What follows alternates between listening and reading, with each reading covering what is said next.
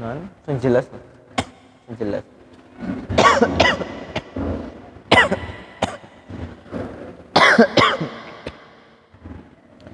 Bismillahirrahmanirrahim. Assalamualaikum warahmatullahi wabarakatuh. Alhamdulillahirabbil alamin. Wal 'aqibatu lil muttaqin. Fala 'udwana illa 'alal zalimin. Asyhadu an la ilaha illallah wahdahu la syarika lah. Wa asyhadu anna sayyidana Muhammadan 'abduhu wa rasuluh. Allahumma salli wa sallim wa barik wa karrim wa 'azim ala sayyidina wa maulana Muhammadin sallallahu alaihi wasallam. Rabbi shrah li sadri wa yassir li amri wahlul 'uqdatam min lisani yafqahu qawli, amma ba'da. Alhamdulillahirabbil alamin. Kembali lagi kita bertemu dalam majelis ta'lim Masjid Nurul Huda, pembacaan kitab Khosaisil Ummatil Muhammadiyah ya, yang dikarang oleh Sayyid Muhammad Alawi Al-Maliki rahimahullah ta'ala wa nafa'ana bihi wa bi'ulumi fid dharain, amin. Mudah-mudahan Allah memberikan manfaat barokah kepada kita dengan mengkaji dan membuka kitabnya, amin amin ya rabbal alamin. Dan kita meminta kepada Allah Subhanahu wa taala mudah-mudahan seluruh khususnya yang hadir pada malam hari ini Allah curahkan keberkahan hidupnya, keberkahan rezekinya, keberkahan umurnya, keberkahan keluarganya, dan Allah anugerahkan lapang hati, Allah berikan ridho hati, dan Allah berikan sabar yang seluas-luasnya, amin ya rabbal alamin. Dan Allah meridhai kita dan Allah wafatkan kita dalam husnul khatimah, amin amin ya rabbal alamin. Mari sama-sama sebelum kita ngaji, sebelum kita belajar, kita niat karena Allah, wali i'la'i kalimatillah, dan untuk meninggikan kalimat Allah ya, untuk meninggikan kalimat Allah. Karena ikhlas itu saat ketika kita berjuang, yang kita harapkan maju adalah agama Allah, yang kita harapkan berkembang adalah syiar dalam agama. Jadi orang yang tulus dalam berjuang adalah yang hanya agama Allah yang diharapkan berkembang, dan berharap seluruh umat Nabi Muhammad ini dapat keberkahan dan dapat hidayah kebaikan. Ini orang yang tulus li'ala'i kalimatillah. Selain dari itu, macam-macam nanti orang berniat dalam berjuang. Ada yang untuk kepentingan pribadi, ada perkara akhirat diduniakan, itu ya bisa juga. Perkara akhirat diduniakan, nampaknya akhirat tapi yang dijadikan tujuan adalah dunia. Tapi mudah-mudahan kita hadir di sini dalam rangka mensyiarkan syiar agama dan untuk meninggikan kalimat Allah Subhanahu wa taala. Dan untuk supaya nampak agama ini sampai sekarang tetap eksis.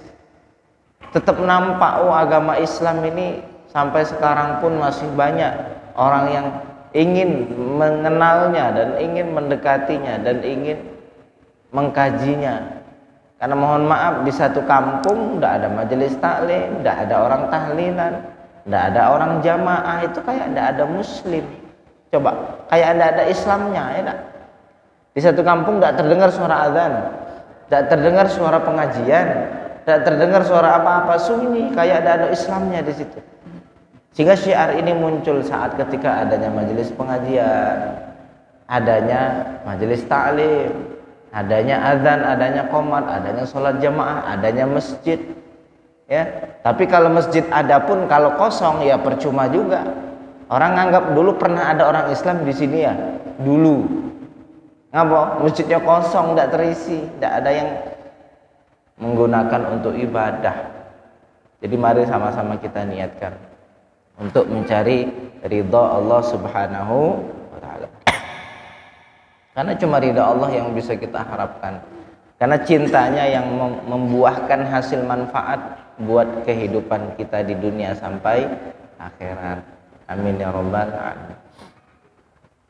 Masih membaca kitab Khosais Ummatul Muhammadiyah yang kita baca pada kesempatan minggu yang lalu masih tentang syaraful wudu wa fadlahu, keutamaan wudu dan kemuliaan dan keutamaan berwudu.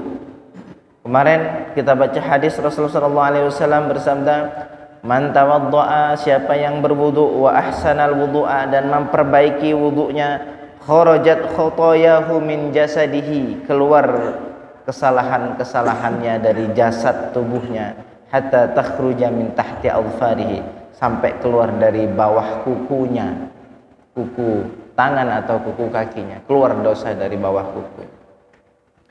Wa an Abi Hurairah radhiyallahu anhu qala, dari Abi Hurairah radhiyallahu anhu qala, berkata, qala Rasulullah sallallahu alaihi wasallam, Rasul sallallahu alaihi wasallam bersabda, idza tawaddaa al-'abdul muslimu awil mu'min, apabila hamba muslim berwudu, awil mu'min, faghassala wajhahu, lalu ia membasuh wajahnya, membasuh wajah wudu, kharaja min wajhihi kullu khati'atin nadhara ilaiha bi'ainihi, keluar kesalahan yang ia lihat dengan kedua matanya, pandangan-pandangan syahwat duniawi yang menghitamkan hati, pandangan-pandangan syahwat kepada aurat yang tidak halal baginya untuk dilihat. Ini ada dampak dosa dalam diri. Pas wudu dia akan terkikis bersama air wudu. Au ma akhir qutril ma, atau bersama dengan akhir tetesan air. Akhir tetesan air, nah, keluar dosanya dari situ.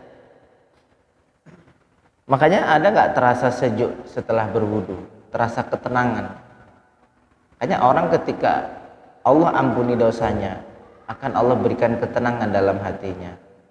Mungkin seandainya kita gelisah hati kita, coba kita merenung, duduk, astagfirullah, astagfirullah, masalahnya dalam hati kita.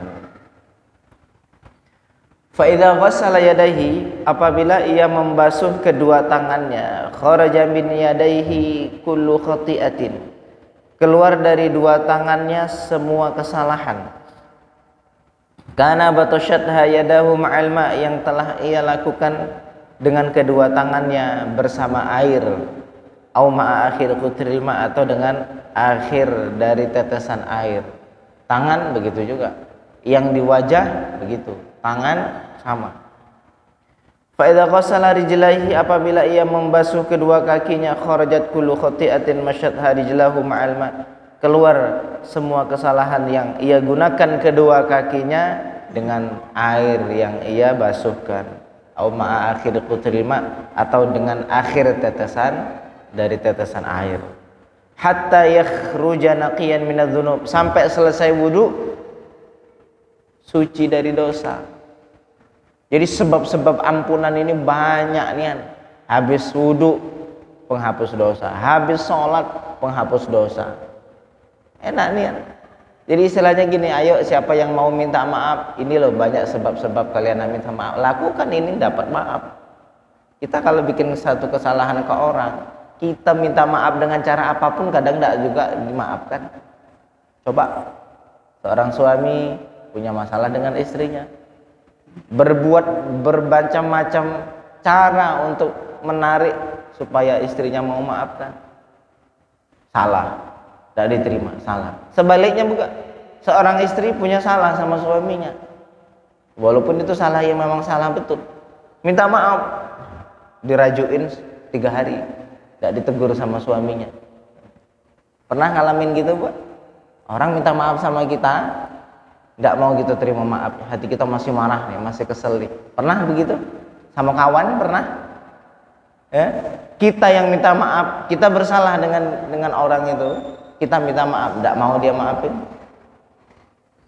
Macam-macam cara nah kita buat untuk supaya dia maafkan, tidak dimaafkan. Tapi Allah, aduh ini wudu, ini bisa ngapusin dosa kalian nih, kesalahan kalian dengan hubungan dengan diriku, ini habis sholat itu begini, istighfarmu akan dapat ampunan. Oh ya, saking sayangnya Allah, Itu yang pertama. Terus yang kedua, saking Allah itu tidak punya sifat pendendam kayak manusia.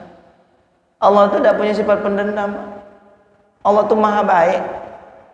Kadang kan kita kenal sama manusia, kenal sama orang baik, kita terasa nyaman saat ketika bersamanya. Tidakkah kita merasa nyaman bersama Allah yang kita tahu betapa indah sifat-sifat kesempurnaannya? Loh, ini hari ini kita berapa banyak nih melakukan dosa? Mohon maaf. Hari ini lalai dari Tuhan, berdusta, berbohong dengan Allah. Saat sholat kita mengakui saya menghadapkan seluruh hidupku matiku untuk Allah, tapi hatinya kosong, tidak menghadap kepada Allah. Dusta tidak namanya? Bohong tidak namanya? Bohong. Ini baru dalam sholat nih, belum yang lain-lain. Dosa apa? Macam-macam. Dosa dengan manusia, menzalimi manusia dengan ucapan dan lain-lain. Tapi Allah hari ini masih panggil lah kita di majelis ini. Masih Allah izinkan kita duduk di majelis taklim. Saya itu terkadang, ya Allah, dengan dosa yang banyak saya lakukan, tapi Allah tetap mengizinkan untuk bisa hadir di majelis taklim, tetap tergerak hatinya untuk sholat. Karena bagi saya pribadi, Pak, azab terbesar, bala paling besar adalah saat ketika kita sudah tidak digerakkan lagi oleh Allah untuk taat kepadanya. Bagi saya itu bala paling besar di dunia sampai akhirat. Ini saya pribadi nih Pak ya, jujur. Ujian terbesar, bukan ujian kalau menurut saya, bentuk murkanya Tuhan, bala terbesar yang Allah berikan saat ketika Allah sudah tidak lagi manggil kita untuk munajat nyebut namanya, Pak. Itu kalau rezekinya sempit terus tidak masalah, Pak. Yang penting jangan sampai lidah kita sempit nyebut namanya. Kita sakit, diuji, macam-macam bentuk ujian, tidak apa-apa, Pak. Yang penting jangan sampai ujian itu datang terhadap agama kita. Nak sholat berat, nak zikiran berat. Dulu sholat bisa nginget Allah, sekarang hampa sholatnya. Ini awas, hati-hati. Dulu mulai bisa merasakan khusyuk dalam sujud, dalam ibadah. Akhir-akhir ini kok merasa hampa hati. Setiap kali nyebut namanya kok kosong. Loh, ini mulai mawas diri, Pak. Mulai istighfar, astagfirullah, dosa apa saya ini ya Allah, apa salah saya ini ya Allah, ampuni hamba ya Allah. Mulai kita munajat kepada Tuhan, akui kesalahan kita. Takutnya lagi jauh-jauhnya dengan Allah, lagi lalai-lalainya dengan Allah, pas ajal jatah umur kita habis. Ini yang harus kita khawatirkan. Tapi kesalahan banyak, dosa banyak, hari ini Allah tetap kasih sayang. Tengok, Allah panggil kita di majelis, Allah panggil kita untuk hadir mendengarkan nasihat-nasihat dari Nabi. Allah kasih hidayah. Jadi yang harus Bapak Ibu syukuri apa nih? Diundang kita di dalam majelis. Ini yang kita syukuri. Ingat, Allah yang memanggil, bukan kita yang menggerakkan diri kita untuk hadir. Ingat, kalau kita menganggap bahwa kita yang hadir di majelis ilmu, yang tumbuh sombong, melihat orang yang tidak hadir, orang ini masuk neraka nih, dia ajak hidayah tidak mau. Ngomong ke siapa? Yang tidak ibadah, yang tidak sholat, yang tidak majelis. Tapi saat ketika kita yakin hadirnya kita di majelis taklim adalah undangan dari yang mulia Allah Subhanahu wa ta'ala, yang kita rasakan apa? Ya Allah, alhamdulillah, beruntungnya saya diundang dalam hidangannya, dalam majelisnya Allah. Dan melihat orang yang belum dapat hidayah, apa yang kita lakukan? Apa yang kita sebutkan? Ya Allah, orang tersebut belum dapat hidayah, mudah-mudahan Engkau kasih hidayah kepadanya ya Allah. Gitu. Hati bersih, hati merendah, hati tawadhu kepada Allah. Ya, jadi lihat hadis-hadis tentang banyaknya ampunan yang Allah berikan kepada kita, ini tanda kasih sayang tak bertepi dari Allah kepada hamba. Kita lihat kasih sayang ibu ke kita, lihat anak yang merasakan kasih sayang ibu kepadanya, jatuh cinta, fitrah. Cintanya anak ke ibu itu fitrah. Kenapa? Karena kasih sayang yang memang fitrah. Akhirnya anak membalas dengan kerinduan. Lama tidak ketemu, pengen ketemu. Lama tidak ketemu, pengen salim, pengen cium tangan, gitu dak? Ya. Yang lama tidak ketemu sudah meninggal pun kita merindu. Ya Allah, saya dah lama kirim Al-Fatihah untuk ibunya. Bentuk dari kecintaan ibu kepada anak akhirnya dirasakan oleh anak. Tapi sungguh demi Allah, cinta Allah kepada hamba jauh lebih besar daripada cinta ibu kepada anak. Orang mudah rindu kangen sama ibunya, tapi kenapa begitu sulit rindu kepada Tuhannya? Ya, Bu. Ya, kita mudah rindu sama orang tua, mudah rindu sama orang yang baik sama kita, tapi kenapa begitu sulit kita rindu kepada Tuhan yang maha baiknya itu tak bertepi? Dalam hadis dikatakan bahwa apabila seorang hamba melakukan dosa, idza aznaba 'abdun dzanban, seorang hamba melakukan satu dosa, fa'alima anna lahu rabban yaghfiru dzamba wa ya'khudhu bidzambi, lalu dia tahu yakin dia punya Tuhan pengampun dan Tuhan yang akan mengambil dosanya, lalu dia minta ampun, lalu Allah ngampuni. Lalu mengulang yang kedua dosa, lalu dia yakin punya Tuhan yang maha pengampun, lalu dia meminta ampun, Allah ampuni. Yang ketiga, tahu lagi dia punya salah, tahu punya Tuhan pengampun, dia minta ampun, Allah ampuni lagi. Sampai pada akhir hadis Nabi menyebutkan bahwa lakukan apa yang engkau ingin lakukan, semuanya aku ampuni. Tuhan ngomong kayak gitu, Pak. Siapa Tuhan tidak butuh kita? Ya, Allah tidak butuh kita. Ya, kita yang butuh sama Allah Subhanahu wa ta'ala. Jadi mari hadirkan rasa-rasa begini, Bu. Saat ketika kita duduk di hadapannya dalam sholat, dalam munajat, hadirkan rasa ini panggilan dari Allah. Jadi makin mesra, makin merindu, Pak. Sujudnya beda sama sujud dulu. Dulu sujud, saya yang sujud nih, saya yang memberikan hadiah kepada Tuhan nih dalam sujud. Selama ini kita menganggap kita yang ibadah, akhirnya kita menganggap bahwa saya yang memberi hadiah kepada Tuhan. Ini ya Allah saya sholat, ini ya Allah saya sujud. Akhirnya ditunggu-tunggu, mana kemudahan? Katanya janji kalau sudah sholat, sudah hijrah, sudah baik akan diberikan kemudahan hidup. Mana nih? Kok gak mudah-mudah nih? Akhirnya meragukan janji Tuhan. Oh, dampaknya besar. Orang kalau sudah ragu sama Tuhan, menganggap Tuhan Allah nggak akan mengabulkan, nggak akan dikabulkan. Ana inda dhanni 'abdi bi, saya itu sesuai prasangka hambaku kepadaku, kata Allah. Hamba menganggap Allah tidak mengabulkan, tidak dikabulkan. Hamba menganggap Allah itu tidak baik yang akan dia dapatkan. Ya, tapi kalau kita menganggap ibadah ini dimampukan, dipanggil, maka hati tergerak, ya Allah, hamba tidak butuh, tapi kenapa engkau begitu mengotot untuk memberikan kami hidayah? Itu tak lain tak bukan kecuali rasa cintamu kepada makhlukmu dan kepada hambamu. Alhamdulillah, sujud alhamdulillah, zikir alhamdulillah. Ya, sesekali saat kita membaca hadis, yang kita pahami jangan tekstual hadis. Hadisnya gini kita dapat ampunan. Coba lihat dari sisi lain. Lihat dari sisi kasih sayang. Siapa dari kita yang punya pemaafnya gini sampai kita yang ditawari, ayo loh minta maaf sama saya. Kalian yang salah kok ditawari, ayo mau enggak minta maaf, nanti kayak gini loh balasannya. Loh, kok bisa?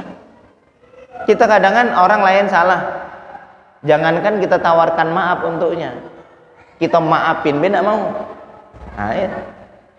Ini kita yang salah, kita yang butuh, Allah yang menunggu dan Allah yang mengharapkan. Di setiap malam sepertiga malam Allah turunkan rahmatnya, dan Allah selalu mengatakan bahwa ainal mustaghfir, siapa yang minta maaf hari ini, siapa yang punya hajat malam ini, saya tunaikan hajatnya. Siapa yang butuh sesuatu, saya ingin berikan sesuatu itu. Loh, setiap malam nunggu. Butuhnya Allah apa sama kita, kok ditunggu kita ini, Pak? Lalu Allah izinkan lisan pendosa ini untuk menyebut namanya. Masya Allah. Kita banyak dustanya, banyak bohongnya, banyak gibahnya, banyak salahnya. Tapi lisan kita ini yang kotor ini masih diberikan izin untuk menyebut namanya. Ini anugerah besar yang Allah berikan.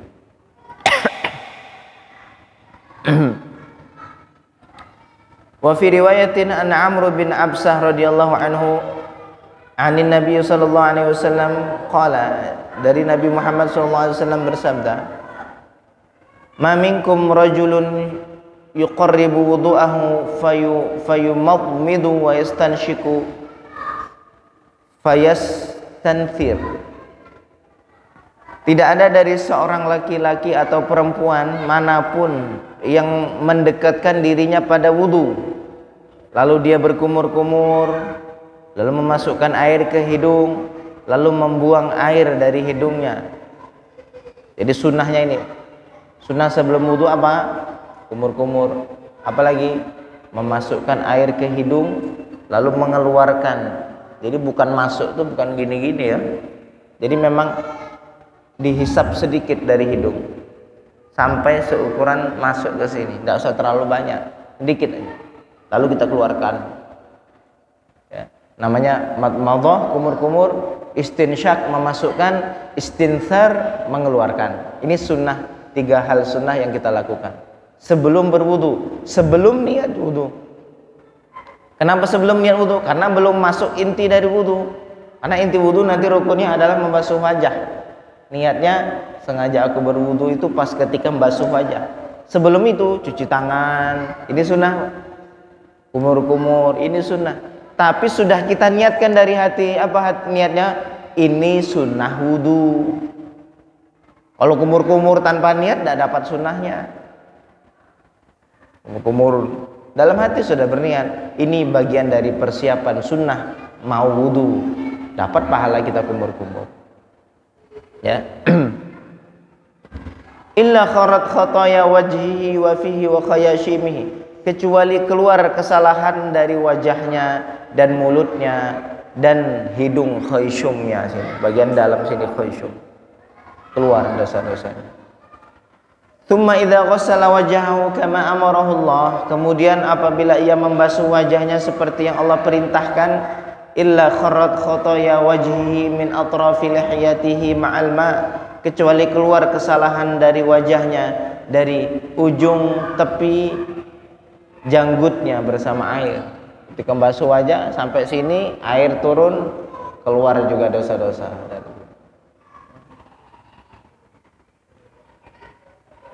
Tsumma yaghsilu yadayhi ilal mirfaqaini, kemudian membasuh kedua tangannya sampai 2 siku.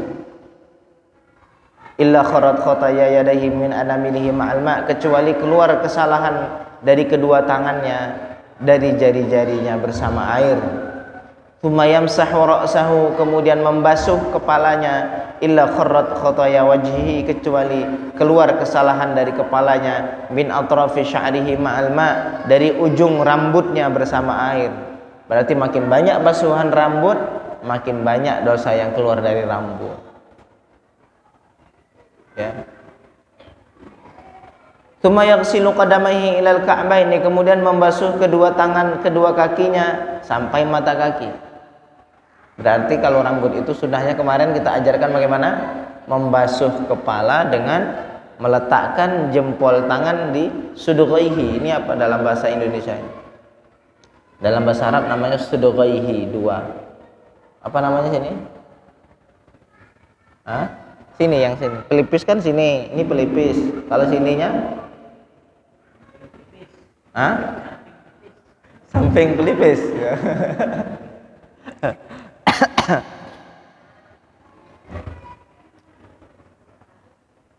Ya, taruh jempol di sini, lalu ke belakang, ke depan.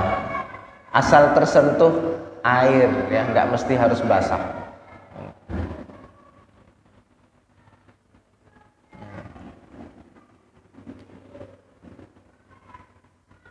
Karena dalam mazhab Maliki hukumnya wajib. Cara membasuh berwudu seperti tadi wajib dalam mazhab Maliki. Kalau dalam mazhab kita sunnah. hati-hati. Kalau nanti ternyata di akhirat wajib. Lalu sekarang pertanyaan gini, ada 3 mazhab masalah membasuh kepala. Mazhab Syafi'i mengatakan cukuplah sedikit dari beberapa helai rambut dah habis sholat. Ambil bagian kepala mana basuh. Itu mazhab Syafi'i, sedikit cukup. Mazhab Hanafi minimal 1/4 kepala. Pakai penggaris lah nanti. Nah, mana 1/4? Kita bagi 1/4, 1/4, basuh 1/4 harus terbasuh. Kurang dari 1/4 tidak sah. Hanafi. Maliki seluruh kepala. Yang paling enak Syafi'i ini, dikit. Apalagi kalau sudah pakai rambutnya sudah disisir, sayang. Nah pertanyaan, dari yang 3 ini mana yang betul? Kalau kita katakan boleh tidak 3 ini dipakai bagi pengikutnya, ya boleh. Kenapa? Karena yang diikuti imam, ulama yang paham Quran dan Sunnah. Boleh kita ikuti. Tapi pertanyaan, apakah ketiga-tiganya benar? Tidak. Yang benar cuma 1, Pak. Ini harus kita pahami. Al-haqqu la yata'addad. Kebenaran itu tidak akan berbilang, tidak akan lebih dari 1. Benar itu cuma 1, Pak. Makanya penyandang nama Al-Haq itu cuma Allah. Allah itu sandangan namanya Al-Haq. Hak itu artinya selain itu asma Allah, nama Allah Al-Haq. Selain hak itu maknanya apa? Maknanya benar. Yang benar-benar ada itu cuma Allah. Jadi dari 3 pendapat ini yang benar itu cuma 1. Tapi kita secara pengamalan boleh ngikuti 3 ini, salah satu dari ini boleh. Karena mereka bersumber dari Al-Quran dan Sunnah. Dan yang 3 ini pun kalau salah pun dia tidak berdosa, justru dapat 1 pahala. Rasul bersabda, "Idza jtahada ahadukum fa akhta'a falahu ajrun." Apabila seorang dari kalian yang kelasnya levelnya ulama berijtihad, kok ijtihadnya salah, maka dia dapat 1 pahala. Pahala apa? Pahala ijtihadnya, pahala kesungguhan mencari dalil dari Quran dan Sunnah. Kalau ijtihad benar dapat 2, pahala ijtihad dan pahala benernya.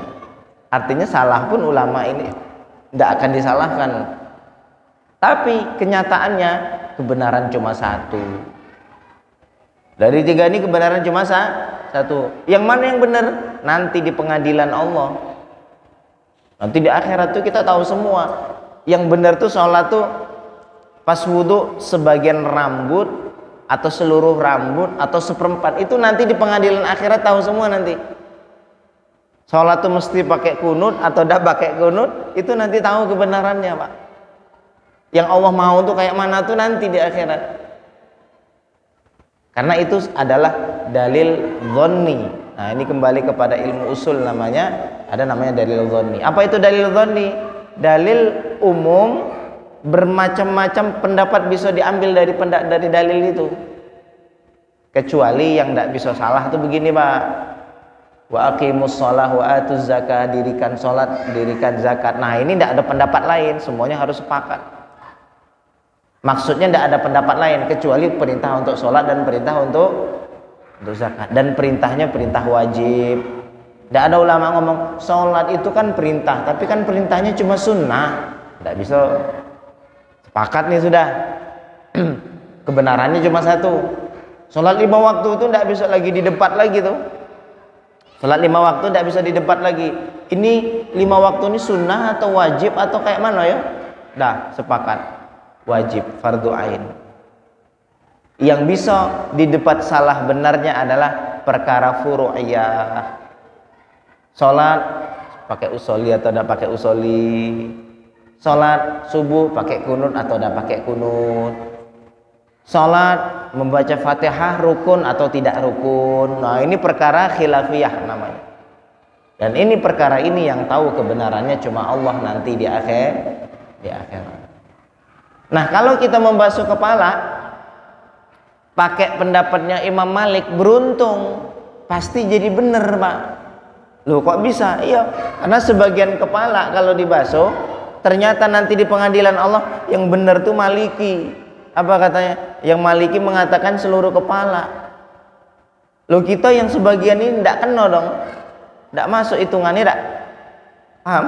Paham gimana maksudnya? Tapi kalau seandainya kita basuh semua kepala, ternyata yang benar mazhab Hanafi, kita dapat juga karena semuanya kita basuh. Hanafi kan cuma seperempat. Paham nggak, Pendi?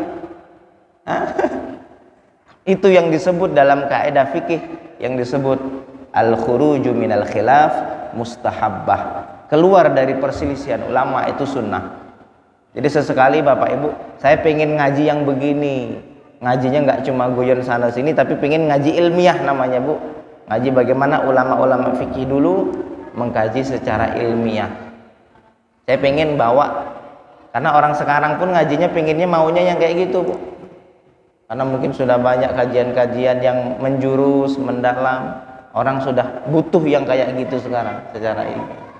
Jadi sesekali kita sampaikan begini. Jadi Bapak Ibu yang dimaksud oleh Allah, yang paling untung mazhab siapa? Maliki. Kenapa?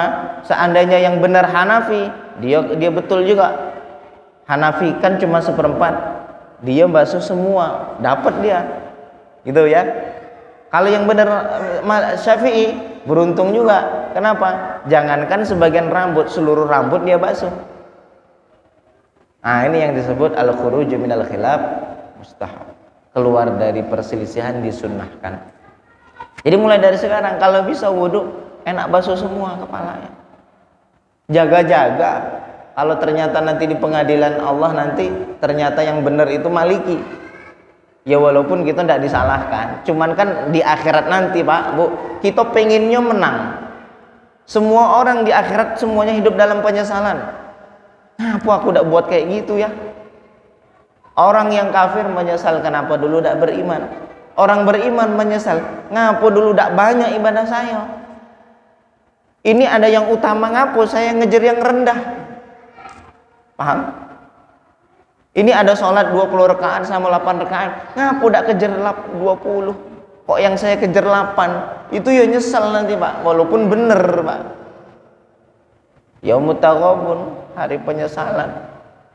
Saat ketika Allah sudah siapkan di akhirat pahala besar, kita baru merasa, ya Allah, ibadah semudah itu kok ganjarannya kayak gini ya.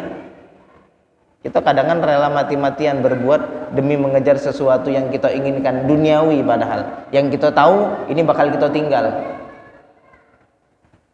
Contoh, bikin rumah besar miliaran, kita tahu ini tidak selamanya ini, tidak selamanya ini. Berapa puluh tahun kita mati tinggalkan, tapi kita rela berjuang letih siang malam untuk mendapatkan. Setelah nanti di akhirat tahu ternyata hanya sujud sekali di hadapan Allah pahalanya luar biasa. Pengennya ya Allah ngapa aku dulu tidak sujud terus di dunia ya Allah, gitu Pak. Itu pasti, Pak, itu pasti. Yakin yaumut taghabun, hari penyesalan, semuanya nyesel. Ngapa dulu tidak banyak wudu? Ngapa dulu tidak banyak hadir majelis? Ngapa dulu tidak makin banyak mengenal Tuhan? Karena begitu indah menatap zat Allah. Begitu indah menatap Allah.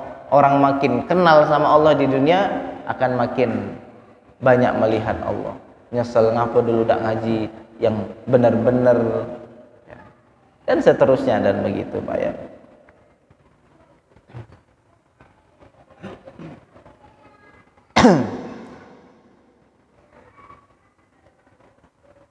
Fa in huwa qama fa shalla fa hamidallah wa athna alaihi wa majadahu billadzi walahu ahlun, maka apabila ia berdiri sudah wudu dia salat. Fa hamidallah, lalu dia memuji Allah, wa athna alaihi dan mengagungkan Allah. Wa athna alaihi dan memuji Allah, wa majadahu dan mengagungkan Allah, billadzi huwa lahu ahlun, dengan pujian yang layak bagi Allah. Setelah itu dia sholat. Habis wudu dia sholat.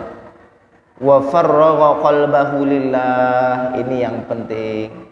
dan ia mengosongkan hatinya cuma untuk Allah. Pas sholat dia buang pikiran duniawi, kesibukan duniawi, dan dia fokuskan hati cuma untuk Allah.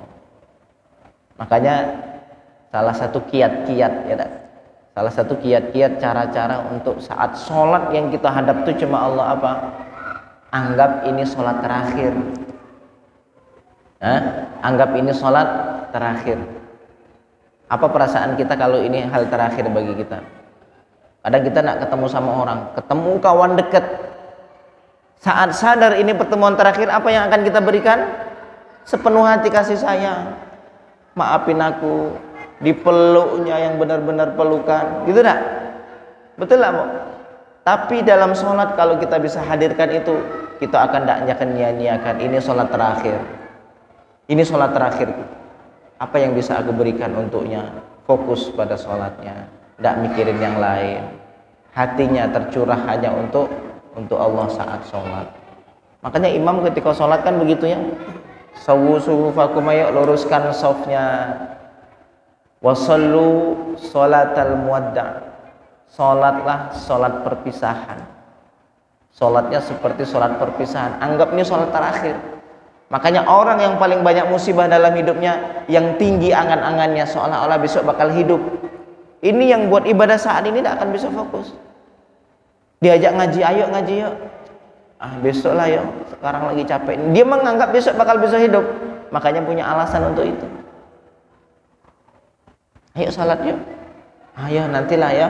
Dia menganggap umurnya masih panjang. Salat tidak khusyuk, tidak apa-apa. Loh kenapa? Nah, nanti kan masih bisa salat lagi. Puasa Ramadan belum sempurna tahun ini, tidak apa-apa, belum sempurna ngapa? Tahun depan kan masih ada Ramadan. Iya, Ramadannya ada, kamunya ada pendak kan gitu. Nah, jadi musibah terbesar adalah saat ketika muslim menganggap dirinya akan hidup panjang. Ini bahaya. Dalam istilah dunia ilmu tasawuf disebut tulul amal, tingginya angan-angan, tingginya cita-cita. Cita-cita boleh, tapi jangan sampai menjadikan saat ibadah hari ini kamu terlalaikan dari tujuannya. Boleh kita punya harapan, tapi tidak boleh punya angan-angan yang menjadikan ibadah hari ini rusak dengan angan-angan tinggi itu. Nah, jadi kalau sudah sholatnya perpisahan, kita kosongkan hatinya untuk Allah. Besok subuh ini tidak ketemu lagi nih, nah ini sholat isya terakhir malam hari ini. Bisa jadi nanti setelah sholat saya meninggal, atau malam ini saya meninggal.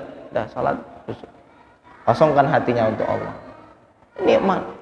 Mau nanti masuk waktu subuh, oh saya masih panjang umur sampai subuh, dah ini sholat terakhir. Karena belum tentu zuhur nanti masih bisa ketemu, gitu seterusnya. Jadi sholat itu dalam jangka menunggu sholat yang akan datang. Habis sholat subuh, nunggu sholat zuhur. Habis zuhur, nunggu asar, dan seterusnya. Baru hati mulai bisa dikosongkan untuk Allah. Ya, wa farraqa qalbahu lillah, dan mengosongkan hatinya untuk Allah. Makanya ada satu nasihat dari Kanjeng Nabi Muhammad SAW. I'mal lidunyaka ka'annaka ta'ishu abada. Lakukan untuk duniamu seolah-olah engkau akan hidup selamanya. Panjang umurmu. Gagal sekarang tidak apa-apa, tidak usah sedih nian. Ngapa? Masih ada besok. Nah, itu maksudnya. Gagal sekarang tidak apa-apa, masih ada besok. Besoknya masih gagal juga, tidak apa-apa, masih ada esok. Kan selamanya kita hidup untuk dunia. Tapi untuk akhirat, ka'annaka tamutu ghadan, seolah-olah engkau mati esok. Sekarang tidak sempat, harus sempat. Ngapa? Besok nak mati nih. Paham? Bagaimana cara memahami hadis Nabi? Lakukan untuk duniamu seolah-olah engkau akan hidup selamanya. Ini ada orang yang memahami malah sebaliknya. Kejarlah dunia karena kita hidup selamanya. Itu malah salah. Jadi lakukan untuk dunia. Gagal jangan terlalu sedih nian. Ngapa masih ada besok untuk ngulang. Tapi saat akhirat kita gagal, menyesallah, sedihlah. Kenapa? Kesempatan ini tidak terulang. bisa jadi ini jadi ibadah terakhir. Ayo kita rubah pola pikir kita, ya. Karena orang tuh terkadang salah dalam menjalani hidup tuh gara-gara salah dalam pola pikir. Jujur ini Pak, banyak orang itu kadang saya ngobrol sama orangnya mikirnya begini. Nah kita rubah cara pola pikir seperti yang diajarkan oleh Nabi Muhammad Sallallahu Alaihi Wasallam.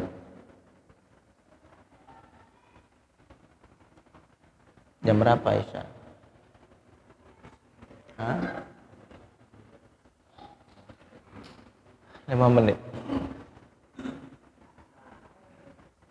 Wa an Abi Hurairah radhiyallahu anhu anna Rasulullah sallallahu alaihi wasallam qala ala adullukum ala ma yamhu Allah bihi al-khataaya wa yarfa'u bihi ad-darajat. Tidakkah aku tunjukkan terhadap sesuatu yang menghapus dosa dan mengangkat derajat? Mau tak naik derajat, dosa-dosa diampuni? Qalu bala ya Rasulullah, tentu ya Rasulullah. Qala isbaghul wudu' 'alal makarih, yaitu berwudu dalam kondisi yang tidak kita senangi. Pas dingin, paksa diri kita untuk menyentuh air.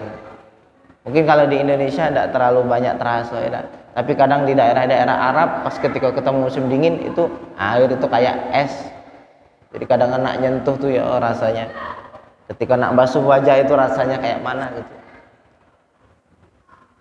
Lalu yang kedua, wa kathratul khuta ilal masajid, banyak jalan ke masjid, banyak jalan ke tempat baik.